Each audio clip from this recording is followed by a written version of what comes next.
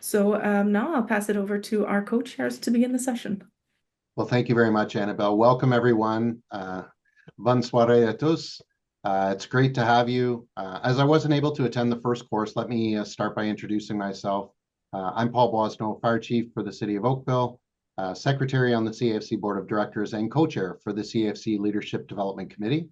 It's great to have you all on here today for the Rapid Response Program on Leadership Development Level 1, Lead Self, and this is Module 2, focusing on character-based leadership. As part of my welcome, I'd like to begin by acknowledging that the National Office of the CAFC is on the unceded and unsurrendered territories of the Anishinaabe and the Algonquin peoples. We acknowledge them as keepers of the Ottawa Rivershed and its tributaries. We recognize the hurts and harms of the past, as well as the strength and resilience of the people, and believe working together can make for a better future. You're also invited to share your own land acknowledgement in the chat if you would like to do so. I'd now like to pass it over to my co-chair, Chief Greg Jones, to introduce today's speakers. Thank you, Chief Boisneau, and welcome everybody to session 2. We have 2 really great speakers today with us to tell us very much detail about character-based leadership. It's my pleasure to introduce today Dr. Mary Crossan with the Ivey School of Business and James Rychard with the Burlington Fire Department, who will be joining us here today. Dr. Crossan is a distinguished university professor. In 2021, she was recognized on a global list representing the top 2% of the most cited scientists in her discipline. She teaches in the undergraduate, MBA, PhD, and the executive programs.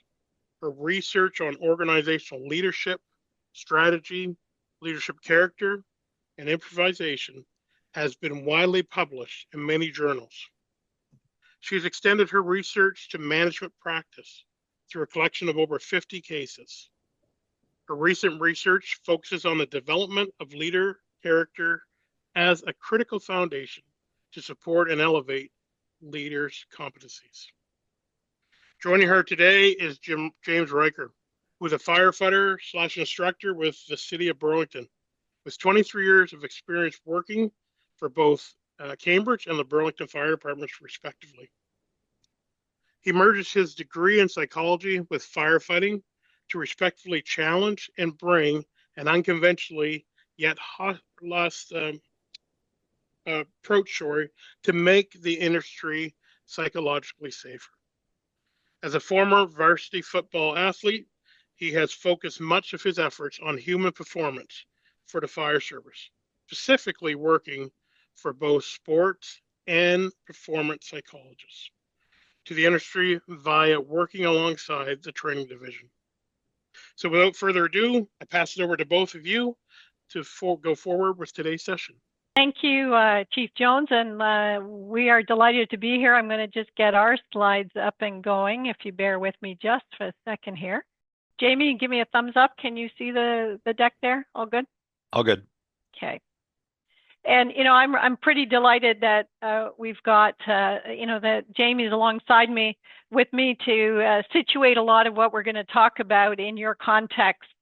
It's going to be fast, forgive the analogy here, but you're going to feel like you're drinking from a fire hose, and I'm sure you would know what that feels like. We're going to try to give you a lot in the hour that we have, but we're available for some questions afterwards.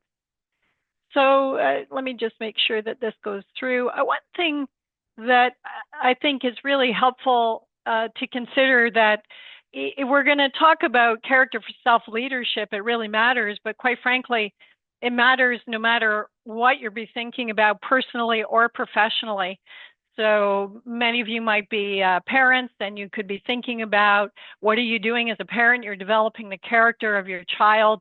Many people just say, I didn't get a roadmap for how to do that. Well, the same thing happens for us in organizations.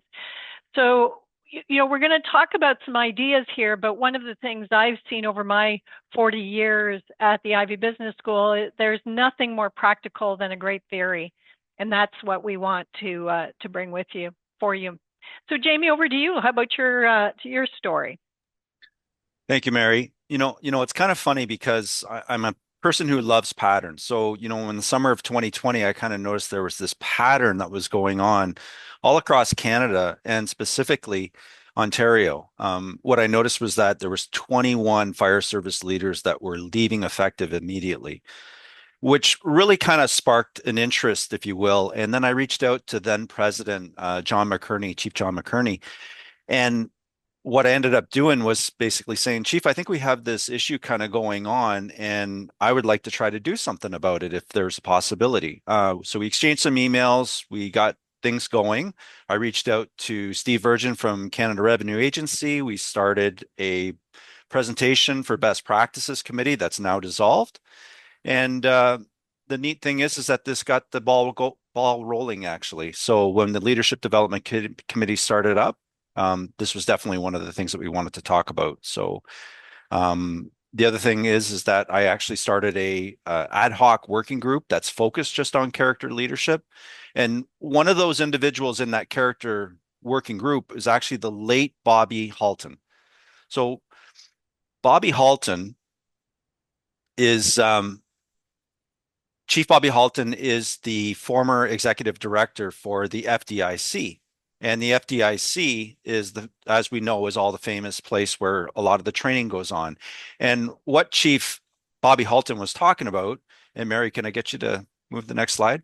Is he said that character was lacking in today's selection criteria. And I felt very honored by his statement and his comments because he basically was supporting the movement and the observation that I was starting to have within the Canadian Fire Service. So this ad hoc working group, unfortunately, Bobby Halton passed in December of 2022, but I'm very honored to say that he was part of that working group that has now championed this new direction that we're taking. Thanks, Jamie, for that background. What we want to cover off in the time we've got is that leadership is about activating character, competence, commitment, that it matters for sustained excellence for you, the organization, observed and revealed in behaviors. We can define, assess, and develop it. Context and culture, we'll just touch on that a little bit, and then some implications for you. I really want to invite you not only to take this in for yourself, but you're going to have the deck.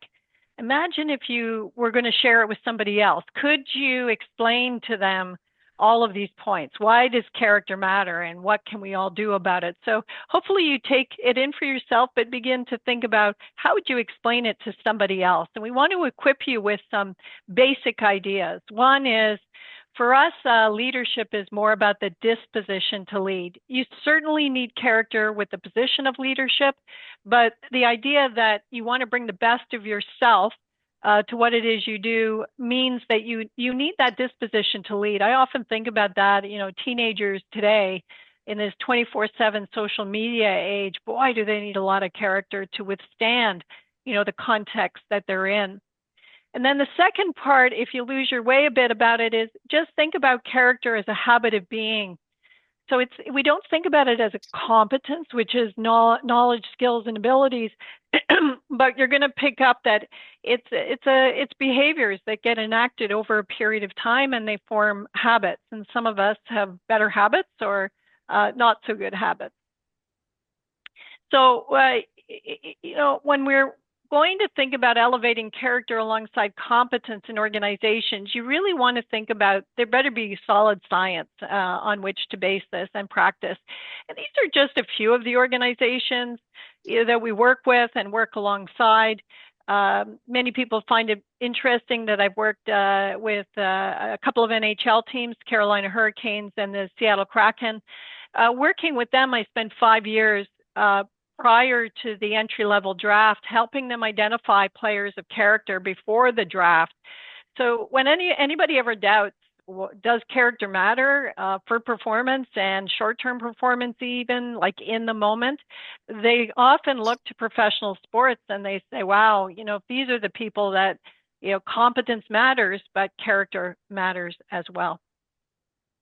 Lots of evidence, by the way, that character matters.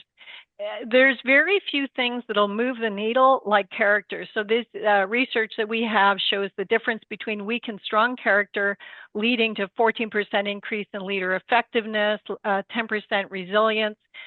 ones that are talked about a lot in organizations, 16% increase in psychological safety. And, largely because you also see this 18% increase in employee voice. Those two often go together. People just don't speak up or speak out about things because they don't feel safe. So it has a tremendous benefit that we want to keep attention on. We've written extensively. These are just some examples. The last two are books we've written, Developing Leadership Character and The Character Compass. So the fact is that it's really solid foundation for the work we're about to talk to you about. We like to think about it with three buckets. One is going to be awareness, then we're going to get into development and application. So let's just talk about awareness.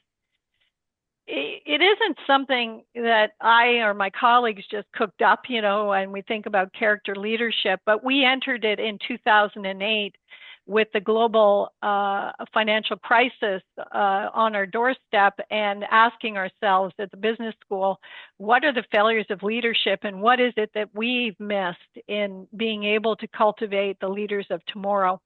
We did focus groups around the world. This book, Leadership on Trial, is available through the Ivey website if you want to dig into the findings from that. But the short story was that everybody we spoke to said it was not so much failures of competence, but failures of character. And that's when we began to dig in to try to understand what that meant.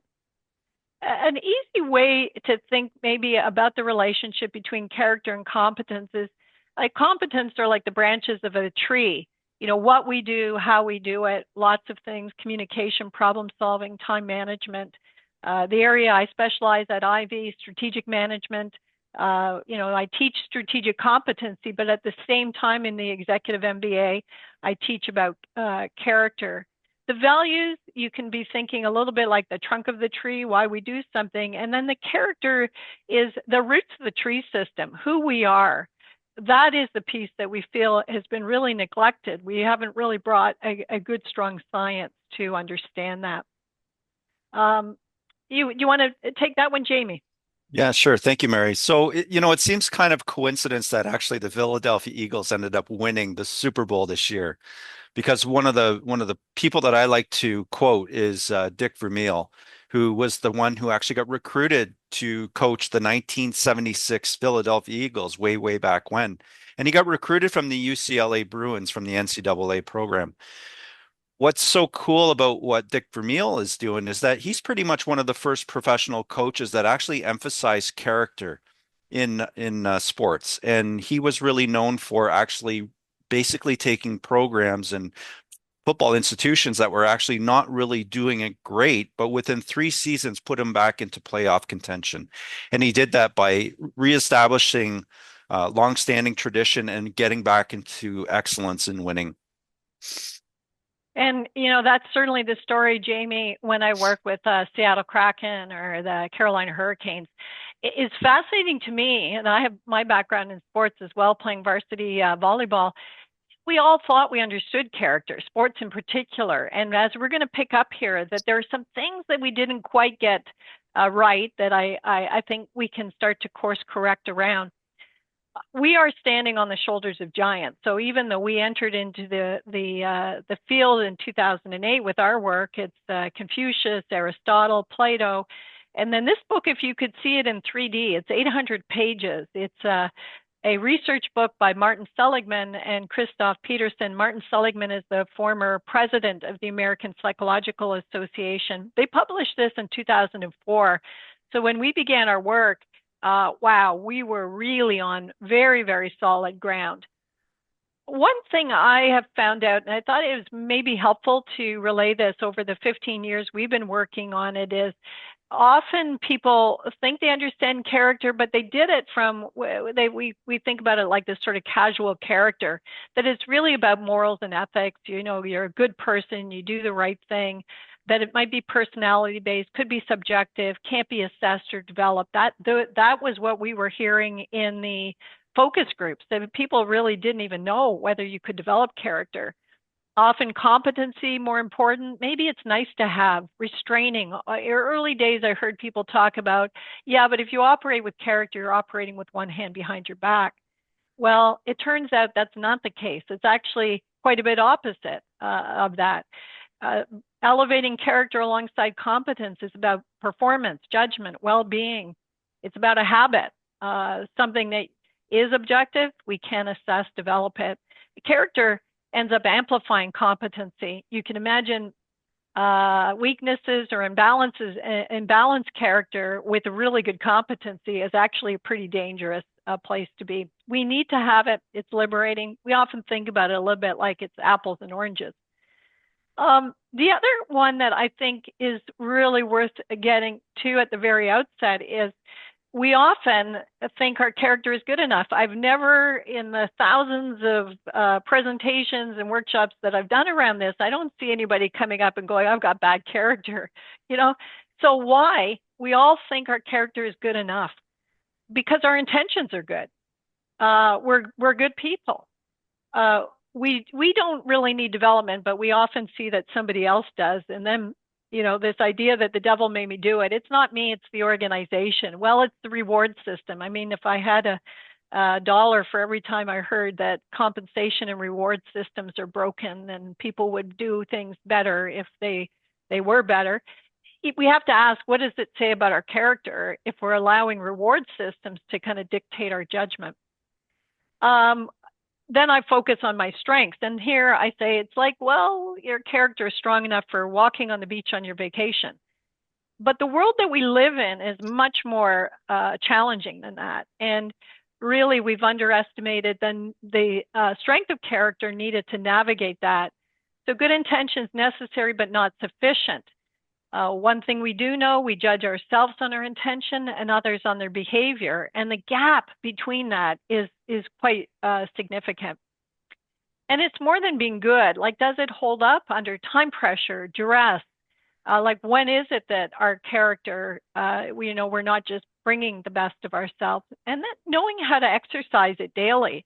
Many people don't. They just assume that they have character, or that if they have role models of good character, that they will have good character. You're going to hear me talk about the need to go to the character gym, like actually working on developing it the same way we would with our own physical exercise.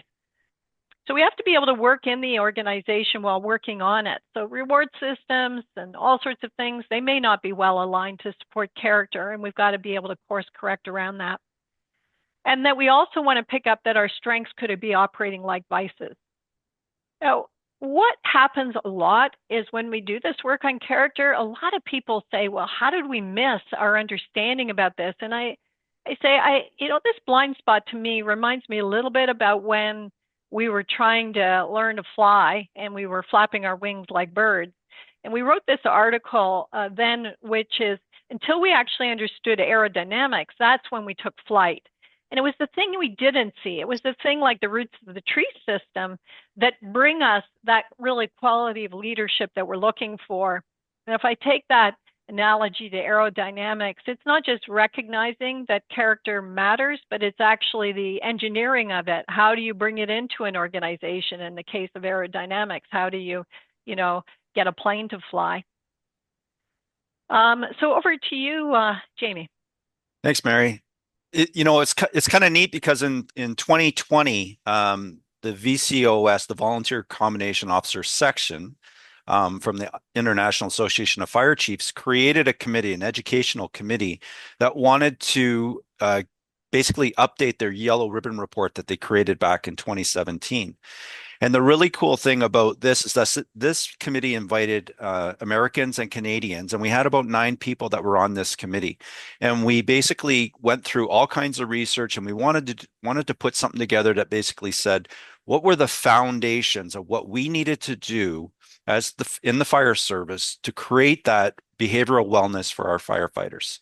So we came up with 11 best practices, and very coincidentally, there's the top 2. Mary, can I get you to change the next slide? The number 1 is psychological safety in the workplace, because we were inspired from Dr. Amy Emmets and from Harvard Harvard School of Business, and also character-based leadership. This is where the Ivey Business School and their research has been put in. And then best practice number 3 is build a peer support team that actually has trained people. So when you take a look at this, when you take a look at the best practices, I think of a building, I think of a house. And when you're building your foundation, the foundation really needs to be one of psychological safety. But then you got to have the framing, and the framing is that character leadership. Without that framing, we can't put the siding on, we can't put the outside pieces together in order to put the house together. So we're very, very fortunate to have had this land within the IAFC, and there's a Canadian division, obviously, of the IFC, which is us. Thank you. Thanks, Jamie. So the heart of character leadership is we say we got to treat it like characters like the anatomy and physiology of the body. Like we need to understand biceps, triceps, hamstrings. Like the work we did was establishing this framework of character, building on the shoulders of giants, as something that can be used in organizations. So here you pick up, there are 11 dimensions of character. Each of the behaviors underneath that are ones that can be developed. They are the muscles that you want to work on. Notice the very first point, they are interconnected. And here is a hugely important point. A lot of times, whether it could be in competency or it could be in values, we've picked little bits of character and thought that character was all about something. It's all about integrity, but not understanding, for example, valuing integrity. I often say it's like telling somebody to run a marathon and not train for it. If you look at the behaviors, being authentic, candid, transparent, principled, consistent, those are tough behaviors. And then let's get to the point that what we really didn't even pick up is that integrity could be operating in a vice state. So this is one thing that Aristotle brought to our attention, is that while all of these satisfy a criteria that establishes these behaviors as virtuous, they can operate in a deficient or an excess vice state. So let's just think about for a second, a leader who has strong integrity. They're incredibly candid, transparent, principled. They'll tell you exactly what they think. But if they lack humility and humanity, and if we had our chat going, I'd invite you to be writing some of the descriptions of that. But I can tell you over time, people get very quickly, that they're a bully, they're arrogant about things. And this is where I want to connect to Jamie's point about psychological safety and why the difference between weak and strong character leads to that 16% increase in psychological safety. Because if we imagine a leader who has these imbalances of character, they essentially silence people. I often call it the duck and cover mentality. You got that leader who has a lot of drive and courage and integrity, but lacks humility, humanity, temperance, collaboration. People say, they're a little rough around the edges. You just have to get used to them. What I think you want to pick up here is that it's not a matter of style and it's not a matter of personality.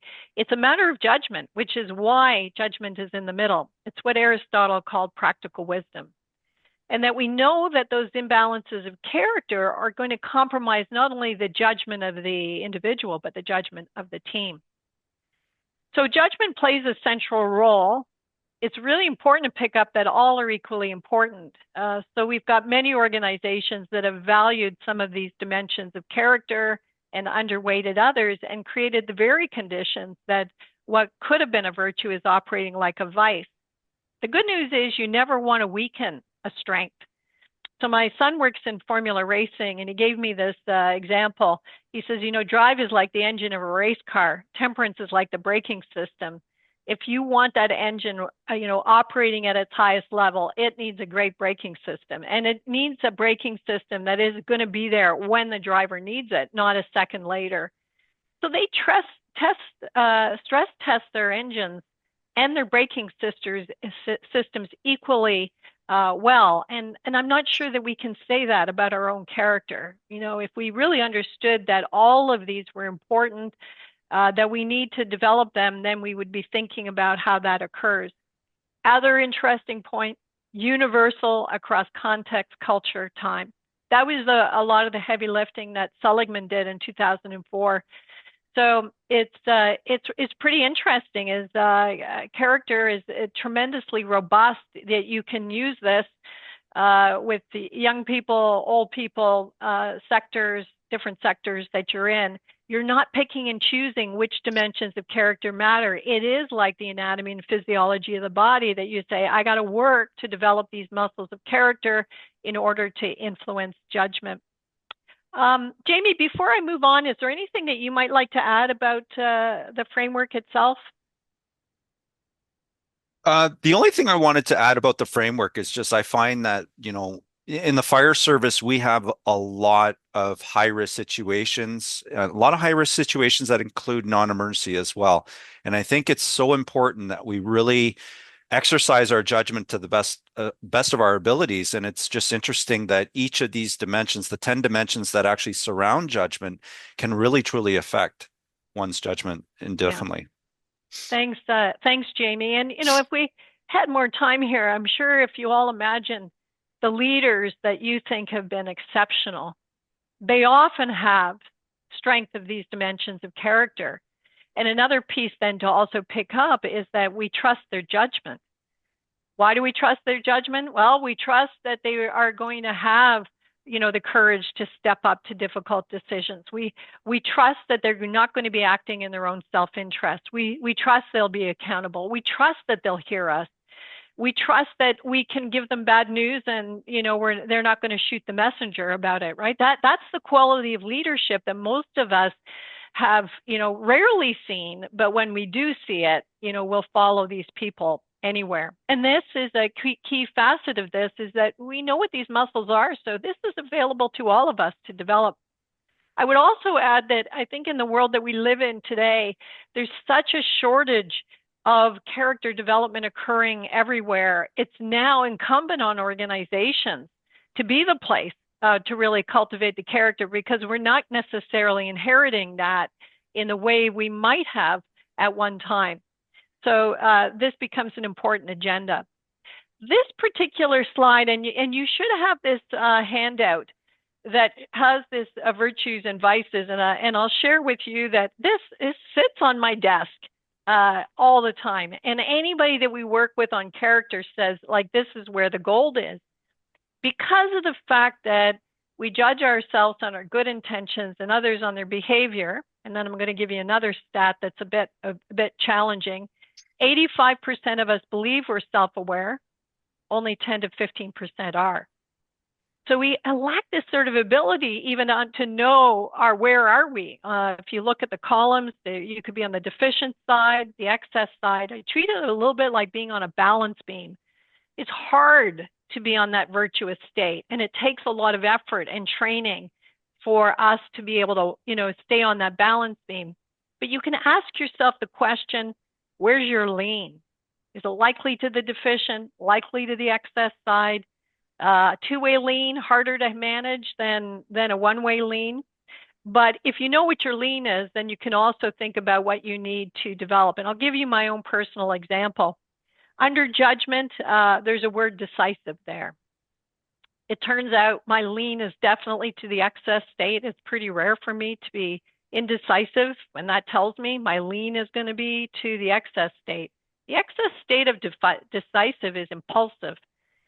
I don't describe myself as impulsive, but when I have to reflect on the fact, on what basis would others see my decisiveness as impulsive?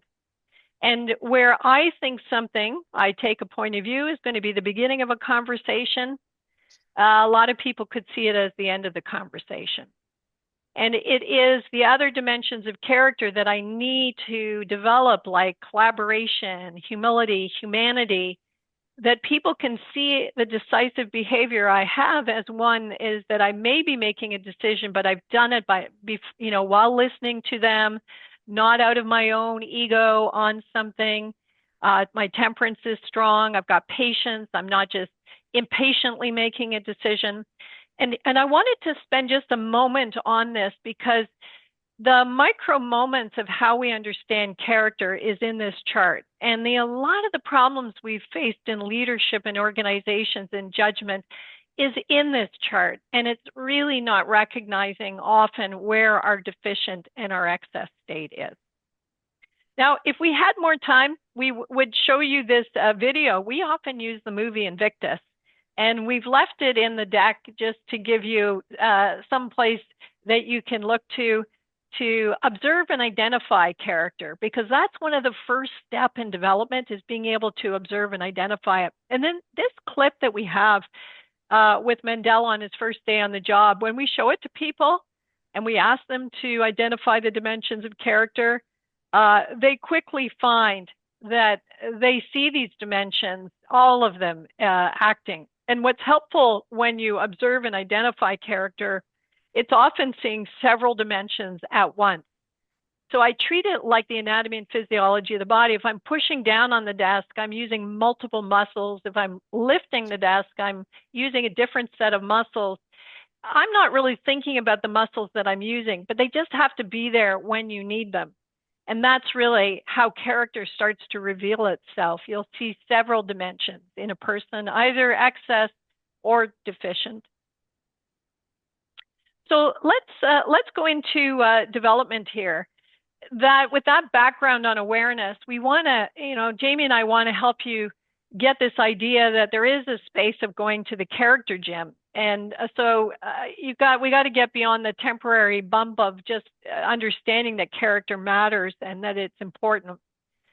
So there are 5 stages of character development. I find it fascinating that just discovering character, spending some time observing and identifying those 11 dimensions of character as you go about your day is a pretty important starting point. The activating character, amazing the things that we can do. So we've got some research we've done and workshops we do about how you could use music to activate character. We use exemplars and videos, and we can be using imagery, lots of things, right? That remind us when we may be lacking temperance or lacking courage. How can we activate on those pieces? So that's part of development. The third stage is beginning to actually strengthen a particular behavior of character, like becoming more patient. The fourth stage is beginning to connect the dimensions of character. In my case, temperance is a pretty weak one for me. I'm working on it all the time. It's amazing how often my temperance is connected to other dimensions of character, like humanity. I might get frustrated with people because if I don't understand where they're coming from, right, you quickly get that kind of impatience, like, why don't they get this? Why don't they know this? And the more I'm strengthening my humanity, at the same time, I'm also supporting my temperance. The fifth one is one that worries me a lot, which is the fifth stage, sustaining. I don't think we've understood the strength of character that sustains across context. Well, why is it that we're maybe a better person at work or at home? Like, what is it about the context that we're in, or under time pressure, or where we're lacking resources? You name it. You begin over a period of time to begin to understand what are the contexts where your best character doesn't show up. So those are some practical ways to think about the development horizon. Of course, there are self and 360 assessments around character that help us diagnose where we're at with character. One of the things I developed with my daughter, who did her PhD in kinesiology, focusing on the exercise of character. She is now at Oxford University at the Oxford Character Project.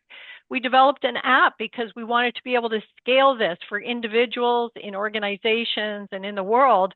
What do I do on a daily basis to be able to develop these dimensions of character? So those are just some screenshots to give you some sense. It's pretty tangible, actually, the development side.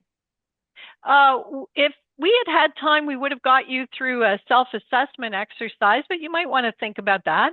Is if you gave yourself a number from 0 to 10 on each of these dimensions of character, what would they be, with 10 being strong, 0 being weak? And one thing we would say that you could take away very directly from this is consider the imbalance between your really strong dimension and your weak dimension, because that's often where the imbalances of character come. Again, in the interest of time, we've not gone into this example for you, but I'd like you to maybe consider and contemplate the possibility that as you think about character, it's not only your own self-assessment and how you develop and strengthen character, is that if you actually understand the architecture of character, you can predict, use it for behavioral forecasting. And in this particular exercise, again, something you could do after the session is imagine, two people with this kind of configuration. Alex is the superior, Jay is the subordinate. And what we pick up is that Alex is dreading this sort of upcoming performance review and feeling that Jay's performance has dropped off. Alex is pretty frustrated with the lack of consistency and execution and feels it's time to consider some serious sanctions.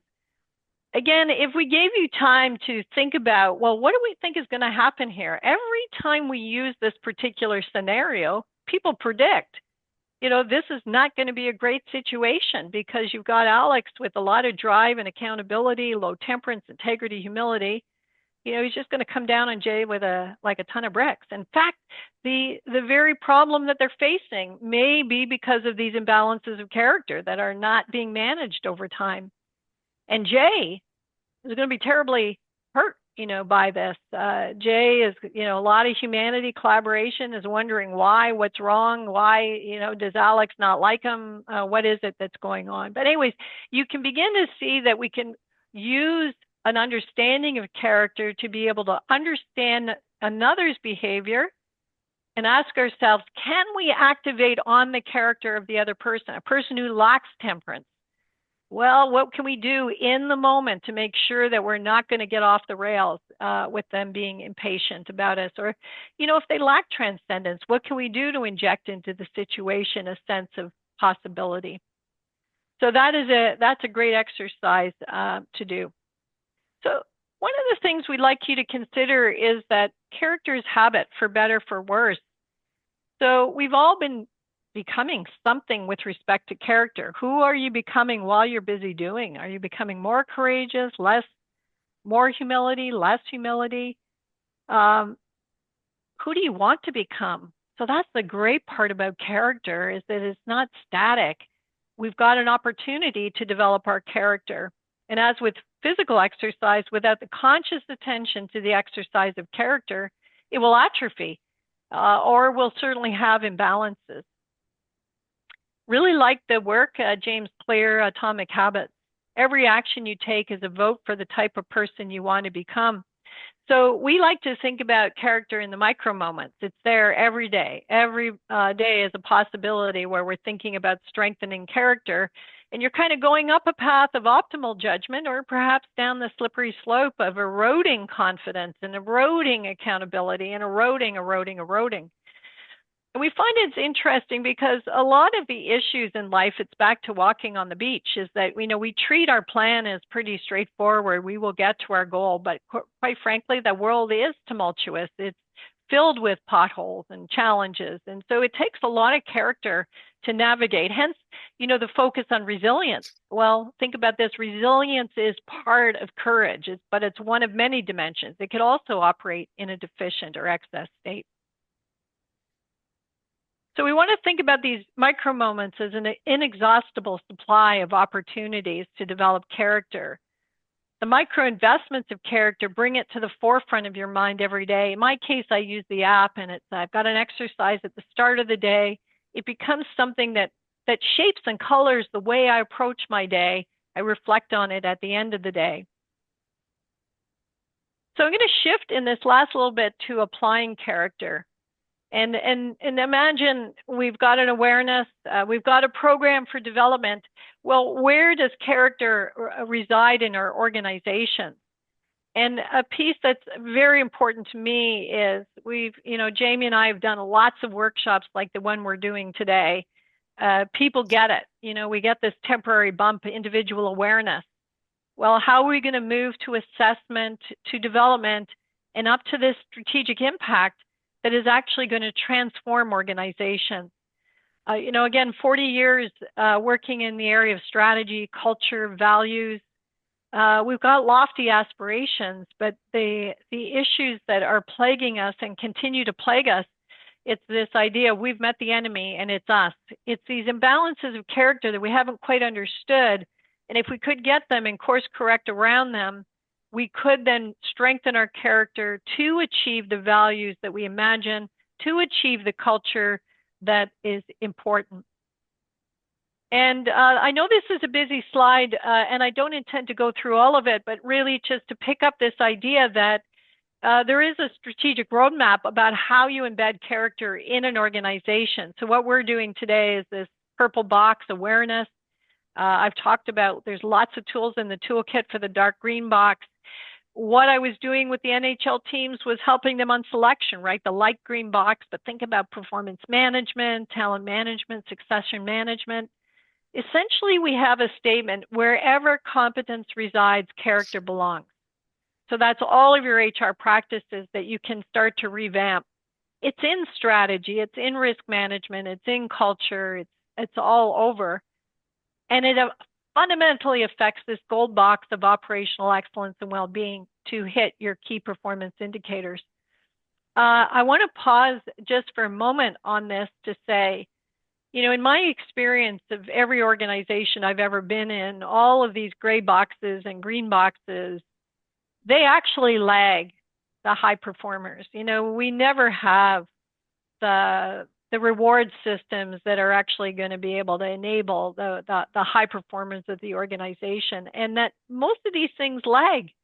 So what we really want to do is foster the character that enables that operational excellence and well-being, even when, you know, our organizations are not necessarily working as well as we might like. Again, that's my story in academia. Academia hasn't changed much in, you know, certainly the 40 years I've been a part of it, nor the university that you're in. But as an individual operating in the system, you've got a choice about how you're going to bring your best self to bring that operational excellence and well-being. And that's what character can do for us. So over to you, Jamie. Thanks, Mary. When we talked about Bobby Halton and when he was the educational chair for FDIC, he was also the editor-in-chief for Fire Engineering Magazine. And one of the really neat things about Fire Engineering Magazine is it actually has these cartoons by Paul Combs, a firefighter. And this one really, really spoke to me. And for those Star Wars fans out there, when we're taking a look at this and we're talking about Darth Vader, he was once Anakin Skywalker. So as a young lad, he was passionate, he was hungry, he was really good to people, and he also had this insatiable desire to learn. But unfortunately, he got very, very induced by the dark side of the power, and that ended up unfortunately becoming his demise, where he became too infatuated with power. In fact, he became very intoxicated by it. It makes me think of Abraham Lincoln, the 16th president of the United States, that basically says that if you want to test a person's character, give them power. So unfortunately, using this example, you have a great person who, with power, became a little bit seduced to abusing the power itself. Mary, can I get the next slide? So there was a gentleman by the name of Dr. Keltner from UCLA. He's a social psychologist and professor. And what he basically said was that there's criteria that we use to get power, but it's the very things that we begin to get power, but the very things that begin to start deteriorating once we get power. And he called it the power paradox. So we're talking about people who unfortunately become more focused on their own needs and wants. They become less focused on others' needs and wants, and they act as if the written rules and the norms don't exactly apply to them, as if they don't really have to follow them at all. So his research, his work that he's done, he's basically saying that anyone who becomes in a powerful position, doesn't matter who someone is, it can fall into an intoxication. And it really doesn't matter how old someone is, what gender they are, how they identify, what background and cultural background they have. Everyone is susceptible to this intoxication of power. This is why it's so important that power needs to be balanced with a dose of character. Next slide. So Philip Zimbardo is a psychologist who's famous for the Stanford prison experiment. And he basically identified and said that you can take a good person and you put them in a bad situation and they will become a bad person. So this is the good apples in a bad barrel becomes the bad apples. So unfortunately, this has been an incident that has been reinforced through an experiment. Mary, next slide. So the two experiments that I want to talk about is Stanley Milgram and Philip Zimbardo's Stanford Prison experiment. The first one was about obedience to authority. And Stanley Milgram found out in 1961 that through this experiment, he uncovered that when there's an authority figure, people can go to extreme lengths, unfortunately, creating pain and hurting people when they have a person that's telling them what to do. So unfortunately, this ended up talking about obedience to authority. And he used Yale University students to basically guess and say, how many people do you think are actually going to go all the way from 0 to 450 volts? Now, this was all simulated, of course, and they predicted that it was only going to be 3%, but it was a staggering 65% that actually went all the way and actually inflicted pain on people when there was an authority figure that was telling them they had to keep going. So when we get into a bad situation, this is an unfortunate situation that can occur.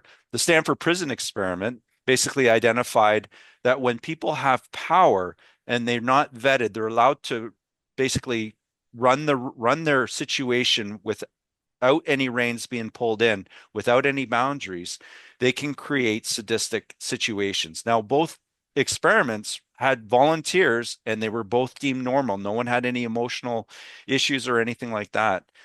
But they're both considered unethical by today's standards, but they did demonstrate the propensity that the human behavior can have when a person's in a wrong situation and they have the wrong and they have status and symbols of power. That was uniforms, that was sunglasses, and those were batons for the prison guards. And when there was an authority figure, there was a higher chance that people could actually go that far. Next slide, Mary. So what we want to do is we want to create that environment where people are feeling safe to speak up. It's having that psychological safety. Speaking up is where we're encouraging dissenting information. We want to know what's going wrong. We want that constructive criticism. We want to hear people to basically say their concerns and to sit there and to absorb the information as information, not as personal slams against an individual and how they're choosing to lead. But we want to talk about what are the objective pieces that we need to hear in order to move forward. So this is when we talk about continuous improvement in our organizations. This is a part of it. This is that 1% incremental improvements that we do because we create that psychological safety where people can give us the information that we need to hear in order to move up.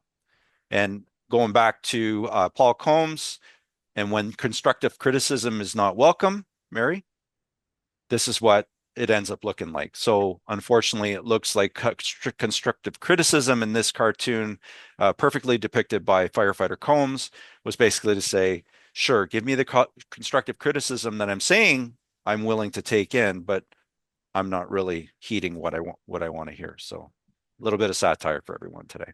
Yeah, thanks, Jamie. And you know what I think we pick up right back on this intention behavior problem. People didn't intend to make others feel uncomfortable, or they didn't intend to, put somebody down. This is where we do not want to be relying just on our good intentions. It's, well, what is the observable behavior? Once I had a colleague that said to me, Mary, you're so damn intimidating. And I'm like, what? I'm thinking I'm a teddy bear. How is it that I could be intimidating? And it was after a meeting in which I had said nothing. And I said, I didn't say anything in the meeting. She says, you just have to be in the meeting to be intimidating. And it was like, whoa, how can that be? Well, this is, of course, back before I actually understand anything about character. But can you imagine if I'm lacking that awareness that I'm actually stepping in the room and just because I'm in a meeting that people might be intimidating? Now, many leaders I've spoken with about that story, they say, well, that's the problem of everybody else. No, it's not. what is it that we do as leaders in understanding and cultivating the strength of character in others so that they have the confidence to speak up, that, that they realize many people just fear that, they really don't know enough and that's not their place and they shouldn't speak up. So the way that we want to understand these issues is a little bit deeper than I think we currently have. So you might find this chart helpful. The very one of the individual virtues and vices rolls up to help us understand the culture of an organization. And again, if we had time, we would have had you plot where you think you are on each of these areas.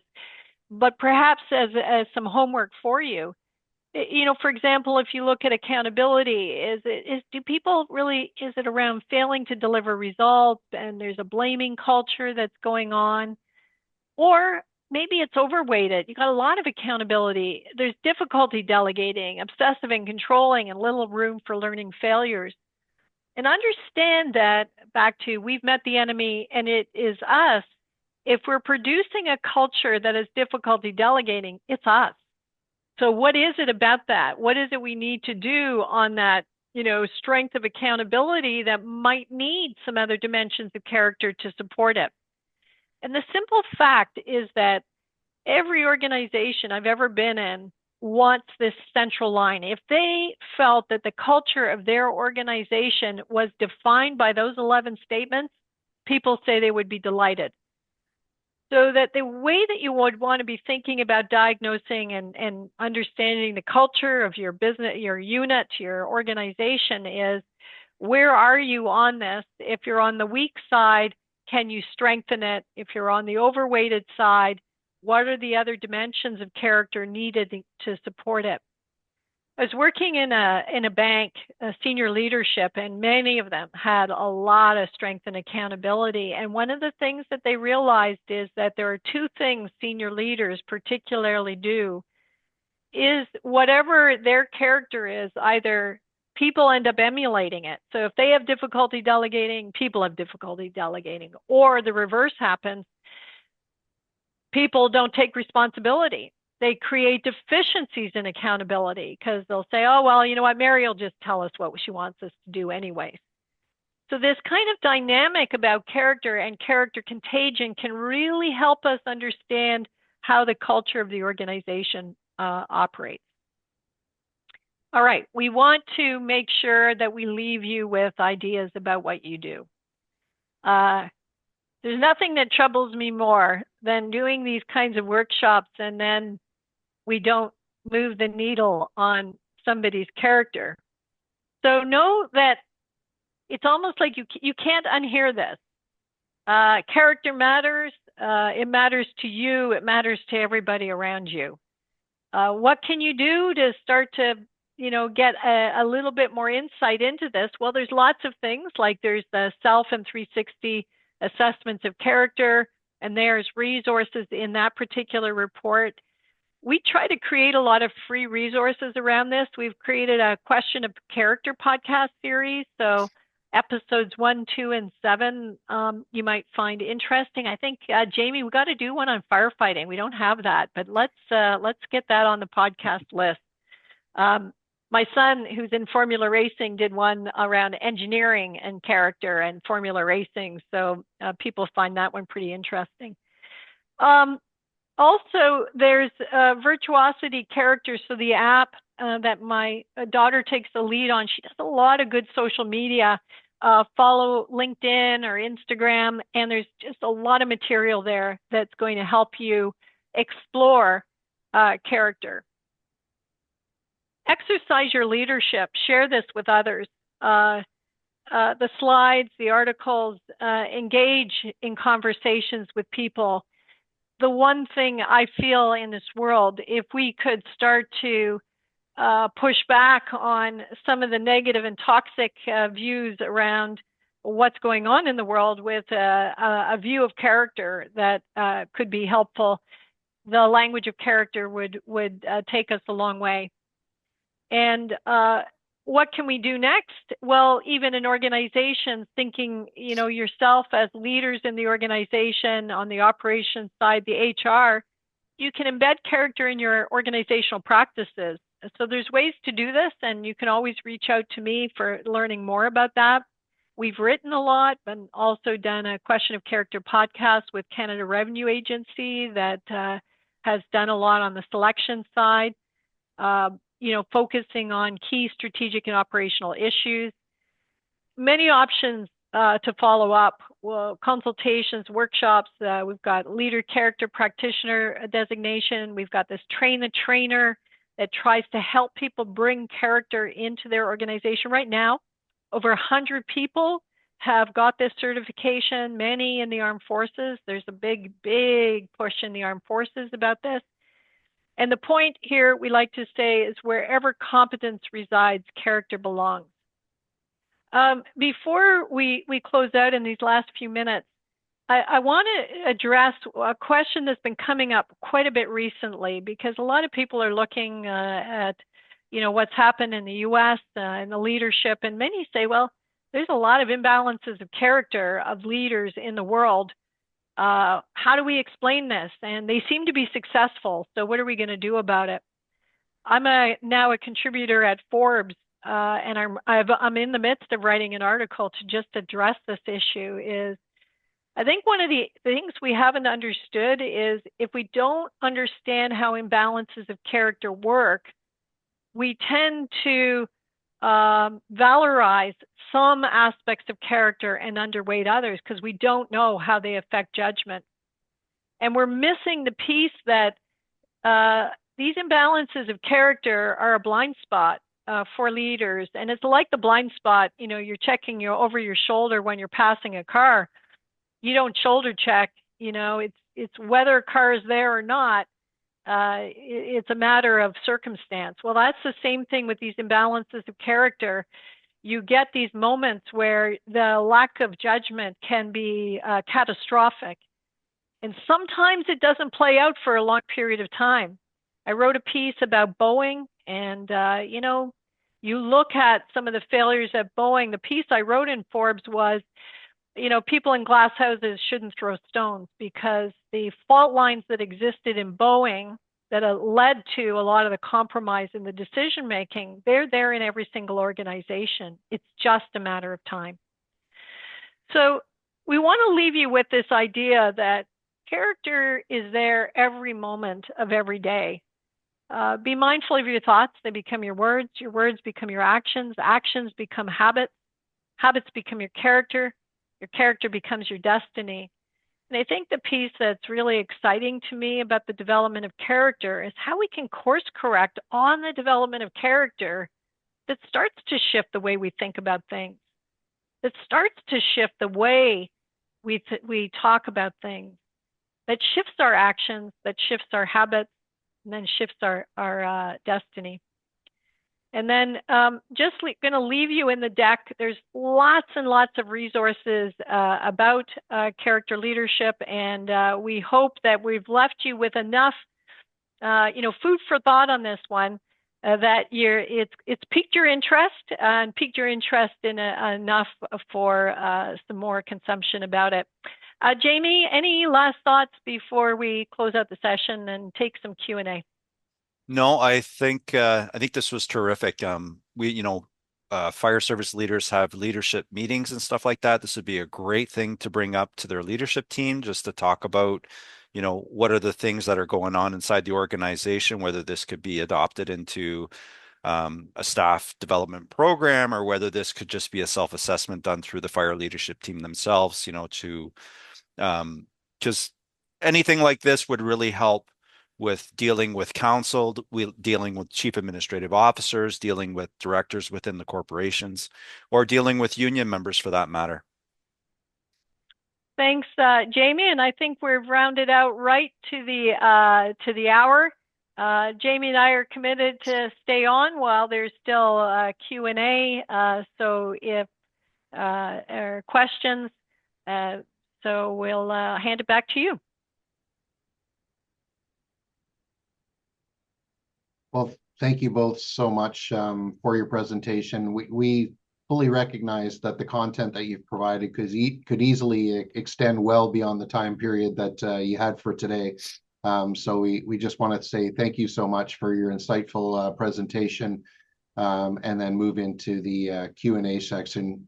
Again, we want to certainly say we extend our full appreciation for both of the time that you've provided for us today, but also the preparation that went into the content that you've provided. As stated, this might be one of the modules, but certainly could have been multiple facets, including all the content that you've provided. So just as from a co-chair perspective, I just want to offer my appreciation to you and the presentation you provided today. And I'll turn it over to my co-chair, Greg Jones, if he wishes to add anything else to that as well.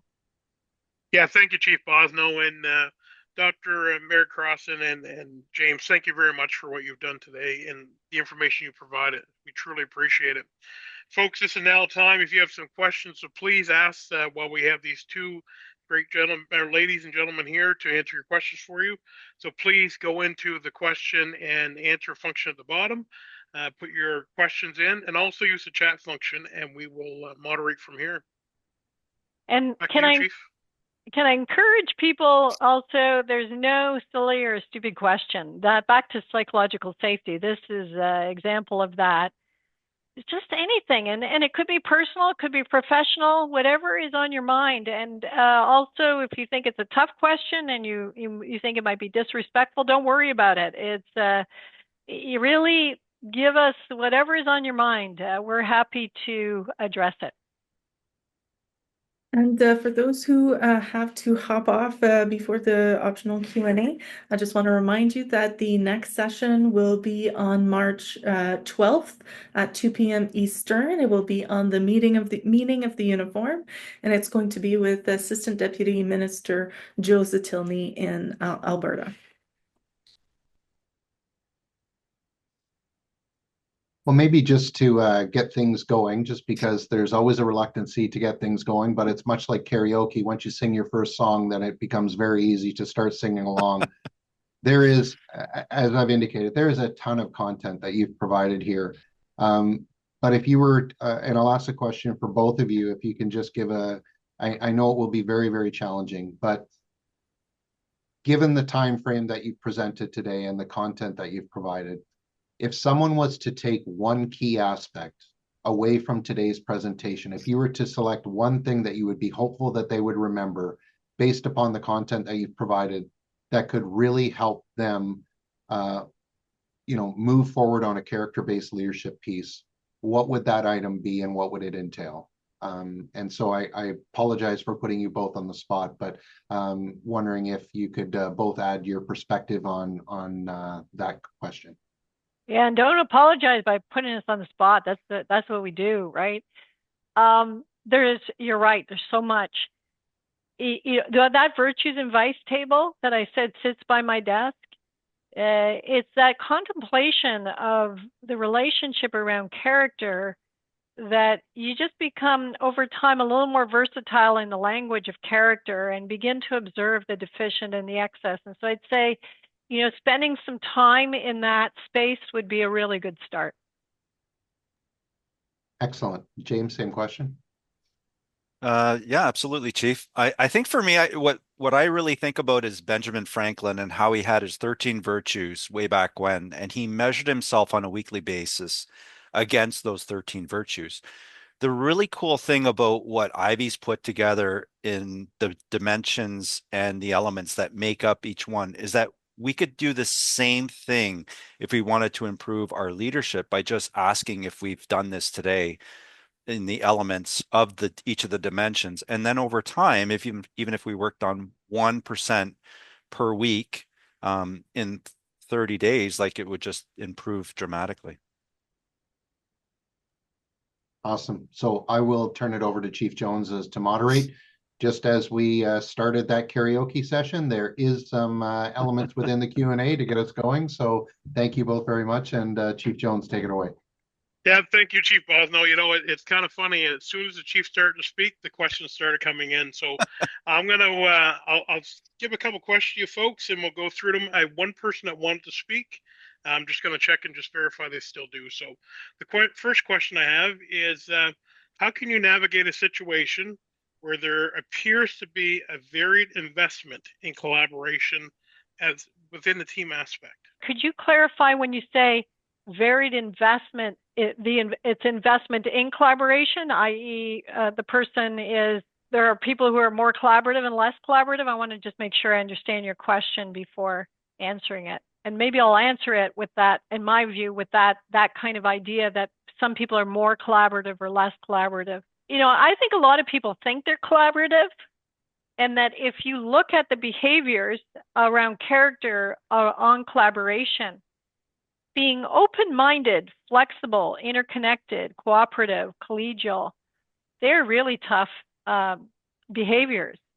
And that, you know, they're ones that some of us haven't really had an opportunity to develop. So one of the things I use in my executive MBA class when I'm bringing understanding a character-based culture is I use improv workshops, because I want people to understand, you know, learn about the limits of their open-mindedness and their interconnectedness with others. So Deborah, if I understand your question, from my point of view, I would say the muscle of collaboration could be developed, and that some people do it better than others, but that we can all think about how we would then cultivate those behaviors, like things like the improv workshops, which we've talked about. Jamie, what are your thoughts on that? And sorry, just maybe before Jamie starts, just Mary, there was a clarification provided by Deborah, and she indicated that members struggling to balance obligations against the needs of the organization.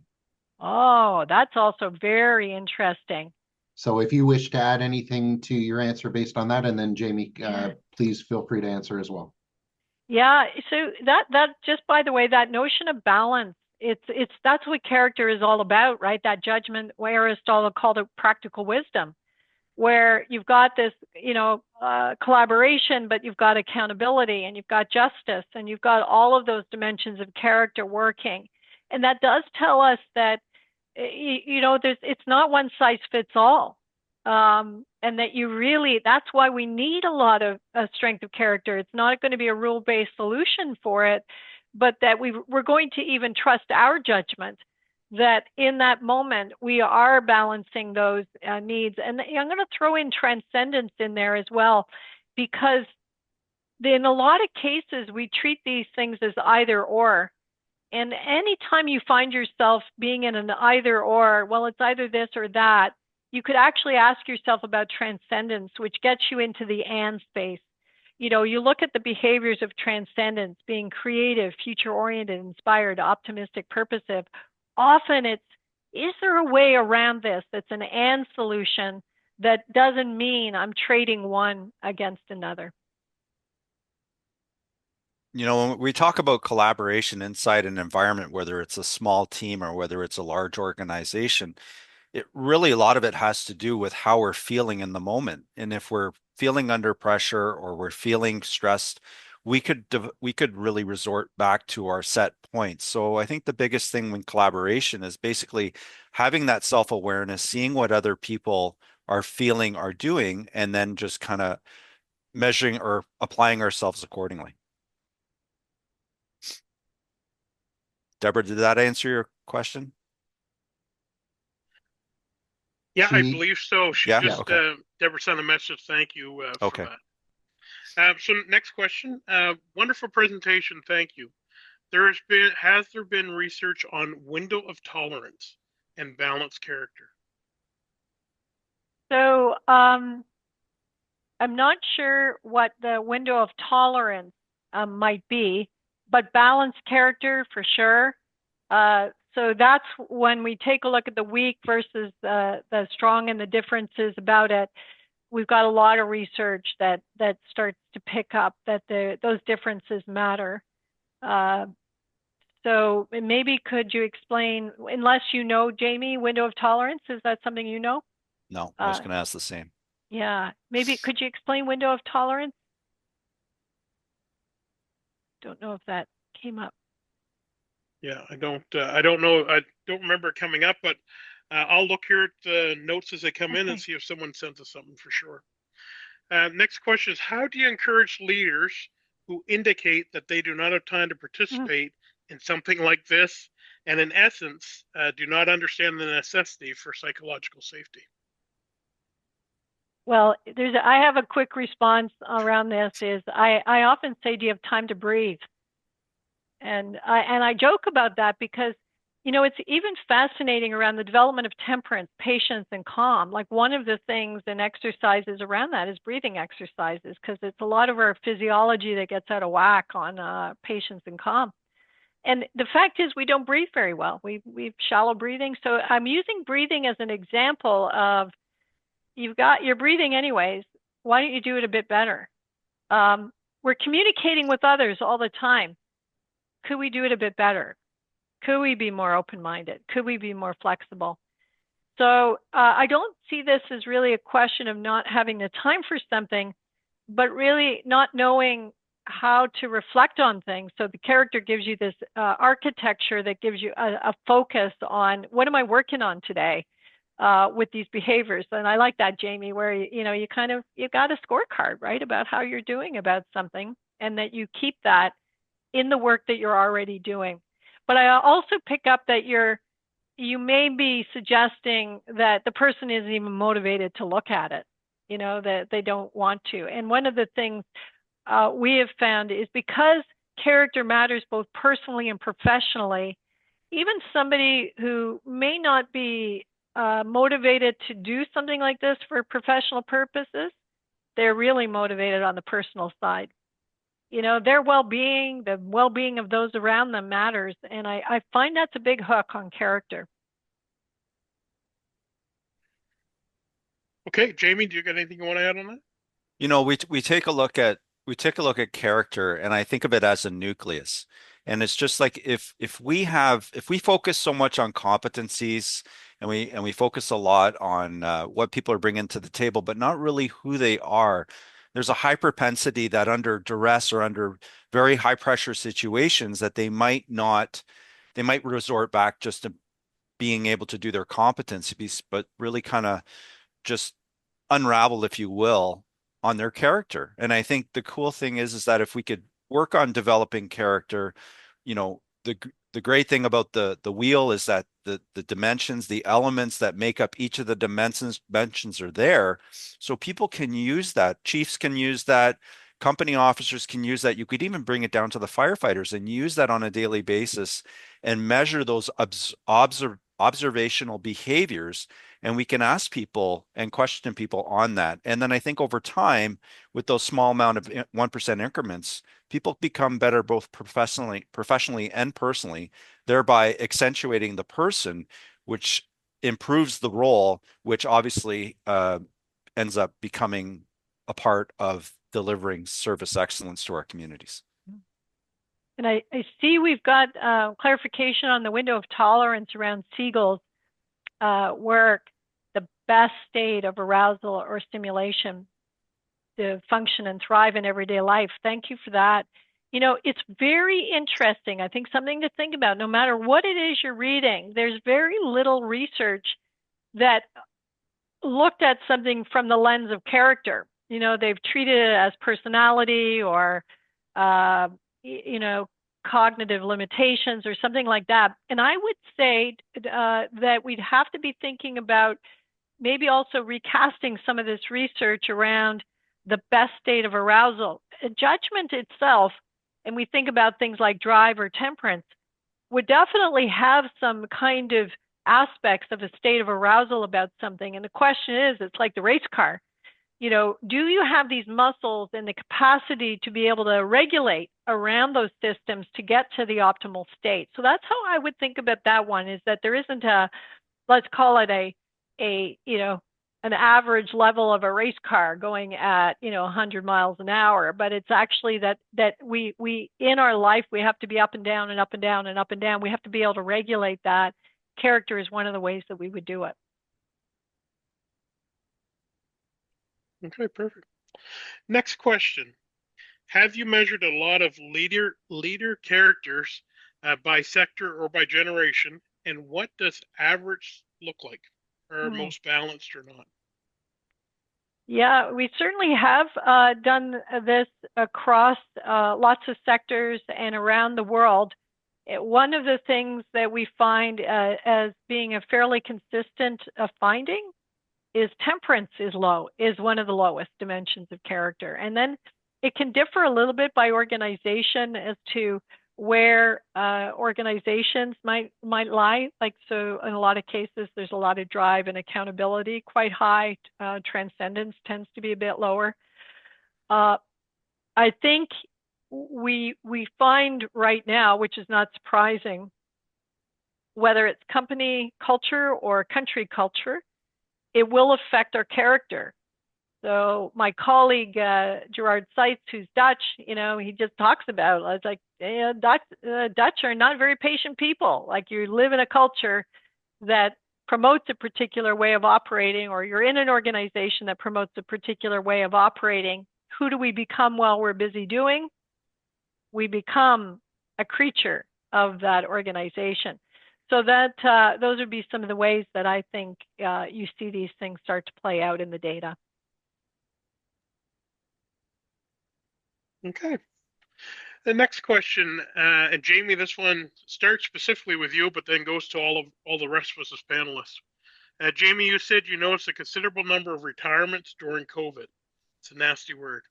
Have you, or any of the other panelists, chiefs too, seen a shift in leadership characteristics since that time? And also follow up on that, is character and leadership within the industry fluid or not? I'll let you go first, Jamie. Well, to answer that question right out, I would have to say no, because there still seems to be a considerable amount of, and it wasn't just chiefs from retirement. Actually, there was misappropriation of funds, inappropriate behavior towards subordinates, and also toxic workplaces. So it was also those three things as well, and that became a part of the general reasons why character was a problem in all industries and sectors. But to answer your question, there seems to be still a lot of emphasis on just the way we've always done this. And there's still a focus on those competencies. And even when we bring it to the attention, whether that's social media or however we do it, to say, people are being hired for competencies, but they're being fired for character. And the thing is we need to have character development in our organizations to minimize the amount of turnover that we're seeing, whether that's whether chiefs are being let go, or whether they're let going on their own to another organization. We want to create that stability piece that we need to see within our organizations. That way, people like myself, like firefighters, don't feel those residual effects, which seem to end up happening and creating that organizational instability, if you will. Okay, thank you. Dr. Crossan. Yeah, and to take both of those together, character should not be fluid, right? In the sense of industry to industry, sector to sector. We're really looking at these dimensions of character. It's like good health. This is what it looks like. But it isn't. I mean, the reality is that why would we have expected to have strength of character if we didn't know what it was or how to develop it? And I'll give you an example working with medical school where they wanted to select residents on the basis of character. And the dean said to me, he says, I've heard you speak so many times. I know character to be important, but it scares me. And I said, well, would you go into surgery scared? And he goes, no, we fixed that, right? That's competence. And I think you could think about that in firefighting as well. Like, these are things, you're not fearful of the competence side of things. But if you're actually questioning that you don't know how to hire on character, or you don't know how to promote on it, you don't know how to observe or identify it, you don't know how to assess or develop it, it is a blind spot in the organization. And it's a risk factor. And, it's a risk factor, but I also want to give you a sense of also the positive side. It's a missed opportunity because both high performance and well-being are going to be character-based as well. So it's not only the risk factor of poor judgment, but it's the missed opportunity about thinking, how could something be better than it has been, and how could we as individuals navigate our stressful jobs in a better way than we do. I'd like to follow up too, just on that, Mary, is that, in the fire service, the most expensive operating budget item is our staff, are the employees. Adopting a character program into the fire service works because it actually saves on people being off on short, long-term stress leaves. It helps with anxiety, depression, although there's nothing been measured against it, but because this is affecting people's human, personal, and their professional lives, one can infer that we would actually reduce these rates. And we're even seeing suicidal ideation and death by suicide that are occurring. So adopting character-based leadership, or adopting a character leadership program in the fire service, demonstrates, according to the Occupational Health and Safety Act, how supervisors and organizations are supposed to do whatever they can to keep their organization safe.